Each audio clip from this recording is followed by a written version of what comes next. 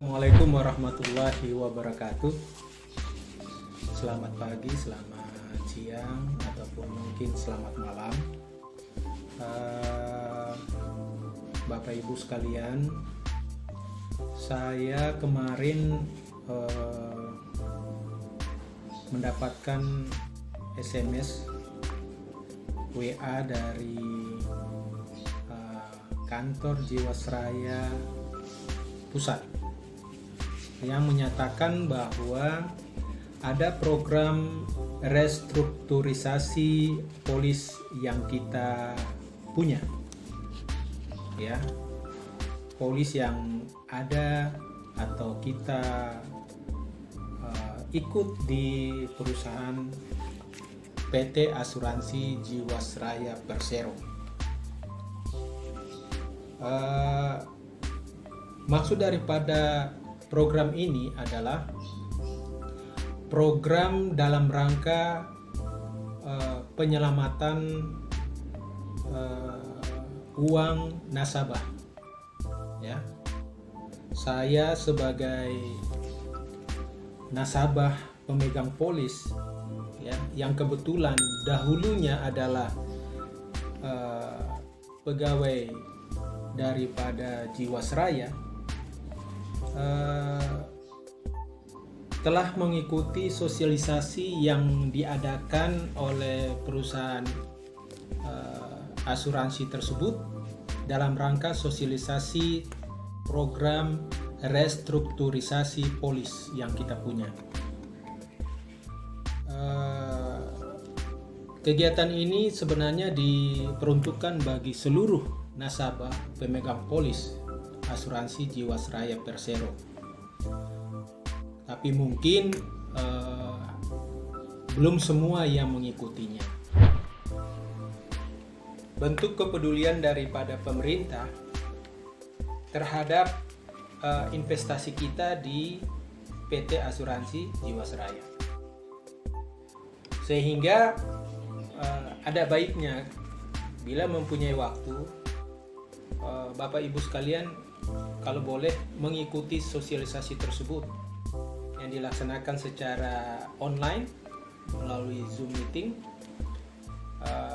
Kita daftarkan saja di tautan yang nanti ada di deskripsi saya ini. Kemudian setelah mengikuti sosialisasi, kita mengerti dan bisa melaksanakan apa yang menjadi keinginan kita, apa yang menjadi kebijakan yang menurut Bapak dan Ibu adalah yang terbaik. Saya sendiri sebagai pemegang polis lebih menganjurkan bahwa kita mengikuti kebijakan pemerintah atau kebijakan daripada perusahaan sebagai wadah antisipasi pengembalian atau pemanfaatan daripada uang asuransi kita ini. Nanti ketika kita setuju, maka akan dikirimkan dikirimkan formulir untuk kita isi dan kemudian kita tanda tangani, ya. Kemudian kita kirim balik melalui pos, berisi formulir persetujuan dan formulir tentang berkas-berkas yang kita kirimkan. Berkas yang akan dikirimkan adalah pertama formulir yang nanti dikirimkan dari perusahaan. Kita isi satu formulir untuk satu polis. Jadi ketika kita mempunyai 3 polis seperti saya, ya, kita kirimkan formulir persetujuan itu sebanyak 3 rangkap, ditambah dengan fotokopi KTP yang terbaru dan berlaku. Kemudian yang kedua adalah polis asli kita, polis lama, ya, milik kita yang mau kita ajukan perubahan atau restrukturisasinya. Nah, kita poskan lewat PO Box yang nanti dikirim ke kita, ataupun bisa saja kita sampaikan atau kita uruskan langsung ke kantor Jiwasraya terdekat. Untuk daerah Merauke, kantor Jiwasraya saat ini adalah kantor sementara yang berada di daerah ya, Samkai.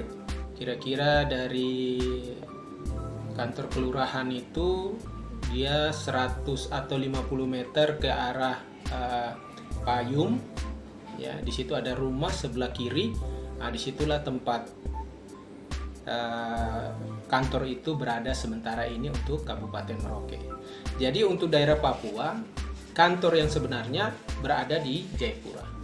Untuk daerah Jayapura yang merupakan kantor resmi daripada Jiwasraya saat ini berada di Jalan Samratulangi, APO, ya, merupakan kantor asuransi Jiwasraya yang sejak dulu ada. Itu kalau umpamanya memang berdekatan atau bisa datang langsung saja ke sana, urusannya lebih baik, lebih lancar karena akan dibantu oleh petugas dari asuransi sendiri. Kemudian ingin saya jelaskan apa maksud daripada program ini dijalankan atau dilaksanakan oleh pihak asuransi Jiwasraya. Ya, ini saya ketahui setelah saya mengikuti sosialisasi yang dilaksanakan secara online tersebut. Jadi Bapak Ibu kalau memang berkeinginan untuk mendengarkan secara langsung bisa mengadakan Zoom Meet bersama petugas yang ditunjuk secara online. Nanti bisa dijadwalkan. Dari penjelasan tersebut yang disampaikan oleh petugas bahwa asuransi Jiwasraya ini setelah diterpa badai, ya memang kita prihatin, tetapi kita tidak harus patah semangat, karena kita tetap harus yakin bahwa pemerintah akan tetap melihat dan membantu memfasilitasi sehingga nasabah tidak banyak dirugikan. Ya, sebagai perusahaan milik negara, pemerintah tetap bertanggung jawab untuk menyelamatkan aset-aset daripada nasabah. Sehingga polis-polis kita yang masih aktif dan lancar, ya, itu akan dihitung nilainya sampai dengan batas dihentikannya operasional daripada Jiwasraya. Ya. Jadi aktivitasnya berhenti, asetnya semuanya dihentikan, dicatat, dievaluasi, ya, dikumpulkan semua, termasuk polis-polis itu dari pemegang polis oleh perusahaan, dihitung semua. Nah, ketika kita setuju untuk melakukan program ini, maka polis kita yang sampai Desember itu nilainya berapa, itu akan dihitung dan diberikan nilainya. Nah, setelah kita mengikuti program, itulah yang dijadikan modal awal atau dana awal untuk pembuatan perjanjian baru, asuransi baru atau penampung dana kita yang baru. Ada yang namanya saya lupa itu namanya, kalau tidak salah si mantap atau si tampan itu ya, ada dua jenis. Jadi kalau yang si tampan itu namanya si tampan itu biasanya untuk asuransi yang cara bayar polis asuransinya yang dahulu itu adalah yang berkala, mau bulanan, kuartalan, semester, tahunan. Nah, itu nanti semuanya masuk ke jenis si tampan ini. Kalau yang bayarnya sekaligus itu akan disalurkan ke asuransi yang namanya si mantap. Ya, si mantap. Kepanjangan saya lupa kemarin disampaikan seperti itu apa. Tapi ada dua jenis. Jadi dibedakan antara cara bayar yang dahulu. Kalau Bapak Ibu sekalian itu cara bayarnya bertahap, artinya secara berkala, bulanan, kuartal, semester, tahunan, itu dimasukkan ke asuransi ini, si tampan ini. Ya, sedangkan kalau yang sekaligus itu dimasukkan ke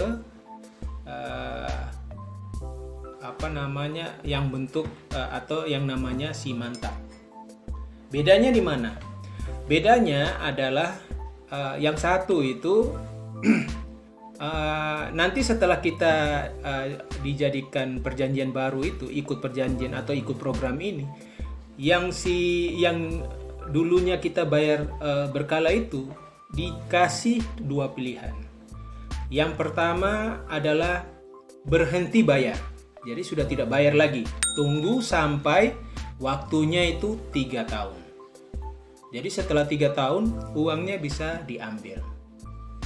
Ya, bisa juga kalau memang kepingin lanjut.